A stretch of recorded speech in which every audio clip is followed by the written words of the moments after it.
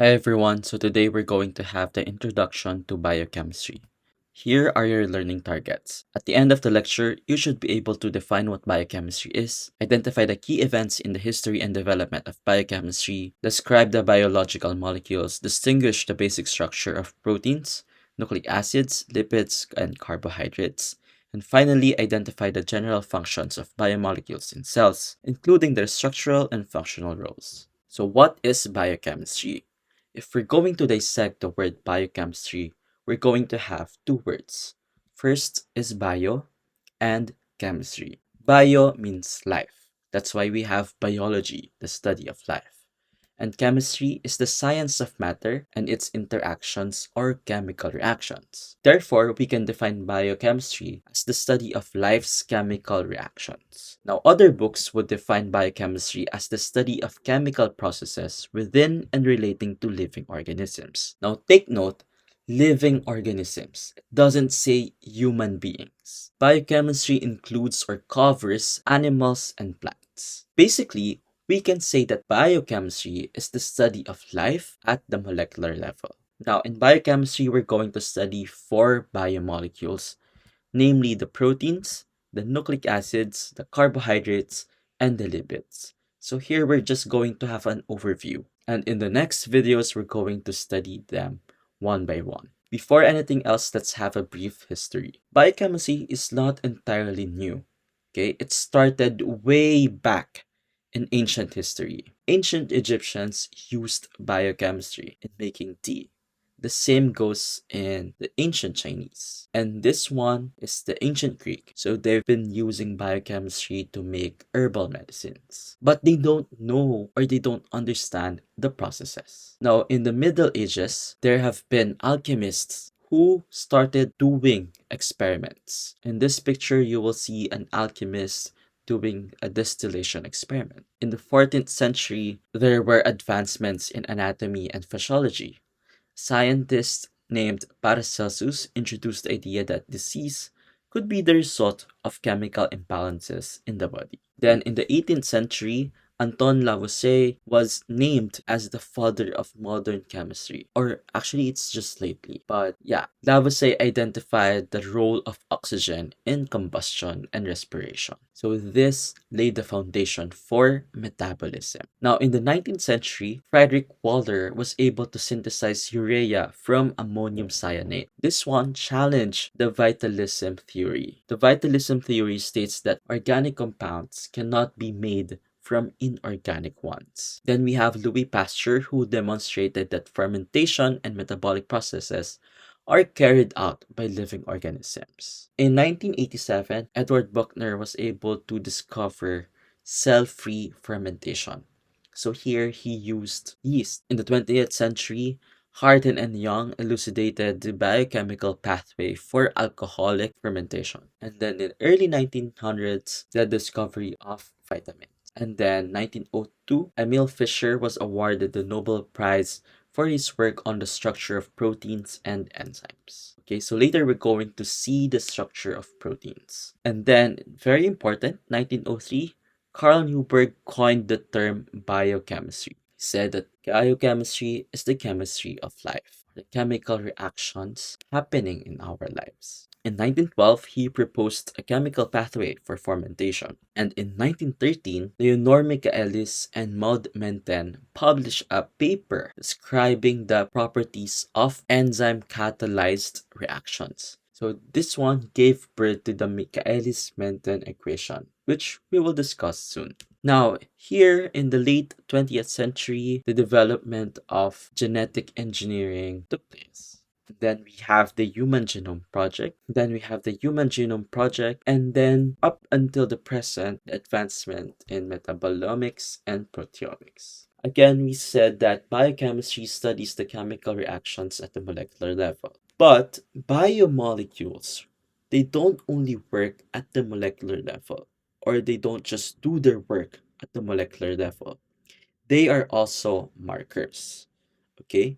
For example, proteins. Proteins are used in C-reactive proteins test.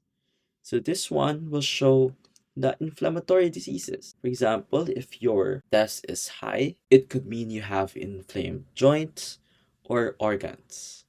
So one example would be arthritis or lupus. Nucleic acids are used in PCR testing, polymerase chain reaction testing. Okay, so this one tests genetic mutations and variations. And I'm sure you know this picture. It's the COVID-19 virus, right?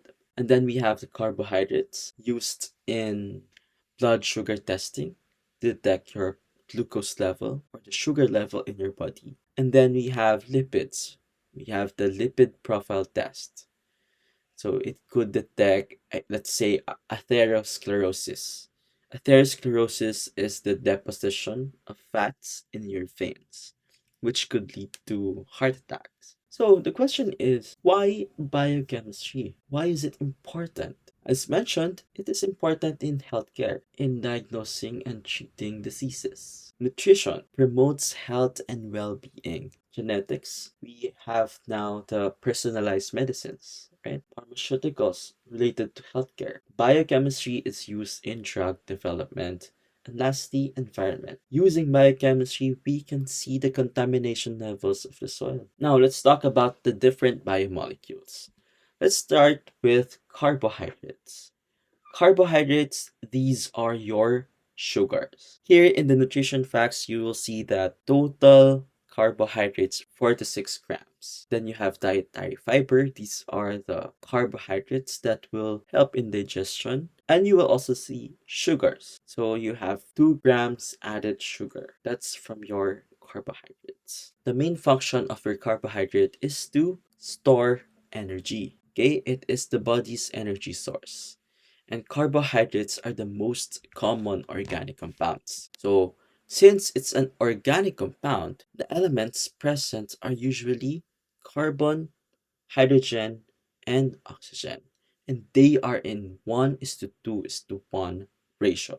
Remember this. That's why they're called carbohydrates. Carbon hydrates meaning water. Hydrates of carbon. So the building block are the monosaccharides. So this is your monomer. The prefix mono means one. So one example or the most common example would be glucose. Now, if you join different monomers, if you add different monomers, you'll have your polymer. And the polymer is called a polysaccharide. Poly meaning many. Examples include starch, glycogen, cellulose, chitin. Okay? So carbohydrates, they came mostly from the food we consume. We can produce our own carbohydrates using metabolic pathways. The source would be bread, vegetables, chocolates, and honey. Here are your sugars and their structure. Monosaccharide, just one. Disaccharide, two. And polysaccharides, many. So there are two types of monosaccharides. You have the glucose and the fructose. Then for the disaccharides, you have the sucrose, meaning a glucose and a fructose combined. Lactose is a galactose and a glucose combined. And maltose, you have the glucose and another glucose. Now, when you combine a lot of sugars, you'll have the polysaccharide. Okay, one example would be starch. Okay, that is very long. Okay, it's just a portion of starch. Okay, so I have here a table summarizing the different types of polysaccharides. So for starch, it is the energy storage for plants. One example would be, and I think the best example would be potato. Pasta and rice are also starch. So starch is a quick energy source for the body. That's why we eat rice. Then we also have glycogen.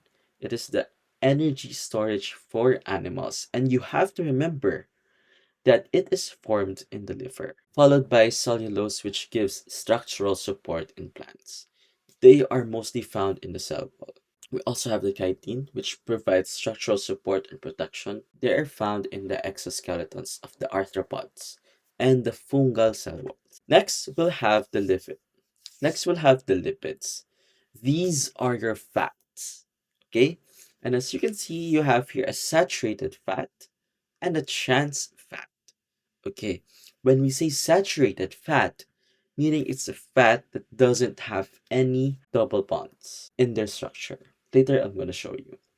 So, saturated fat is actually bad, okay, because it increases LDL or your bad cholesterol. So, if you have high bad cholesterol, you're prone to heart attack. But trans fat, on the other hand, is actually worse because it doesn't only increase your bad cholesterol, it also reduces your good cholesterol. So you can avoid fats, but it's not really 100% avoidable because, again, there are good fats. So yeah, you can eat that burger. Now, the function of lipids are energy storage, okay? So if, for example, you're fasting, intermittent fasting, once your body consumes all the carbohydrates, it can start using or utilizing lipids or the fats to get energy. So in turn, you're getting energy and then you're losing fats. We have insulation.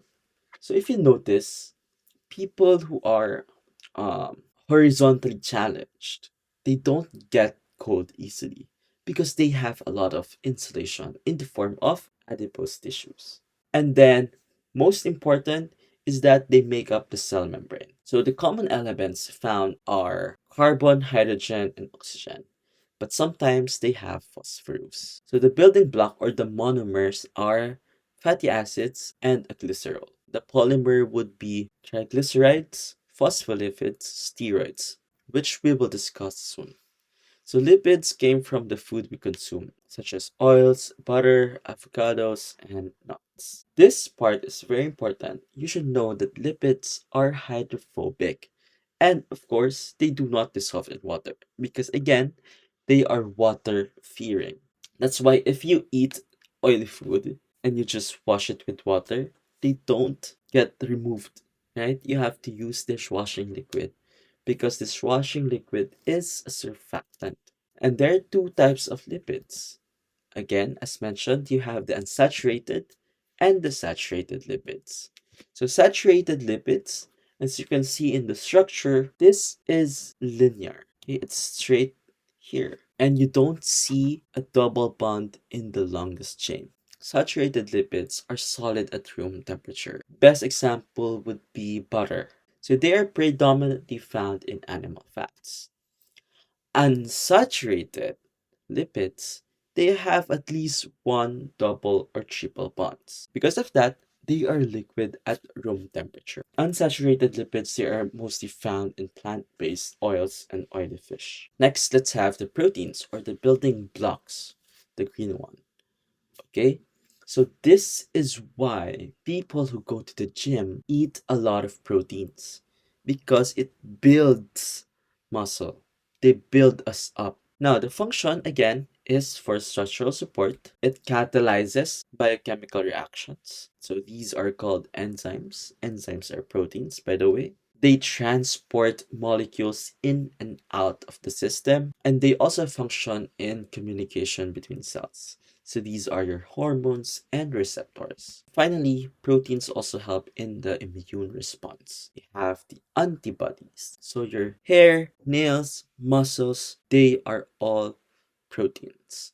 Yes, including your cuticle. So here are the common elements of proteins. You have carbon, hydrogen, oxygen, nitrogen.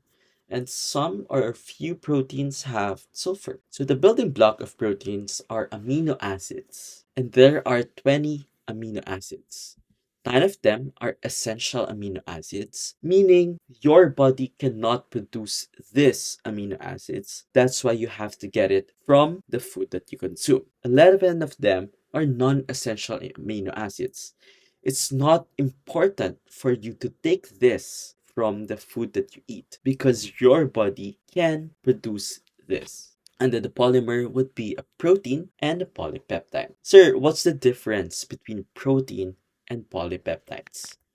Okay, you should remember that proteins are polypeptides, but not all polypeptides are proteins. For a polypeptide to be considered protein, it needs to have a certain fold. In the red blood cell, you have the hemoglobin. hemoglobin is an example of proteins. Now, what is the structure of protein? Actually, they're all the same. It's like this.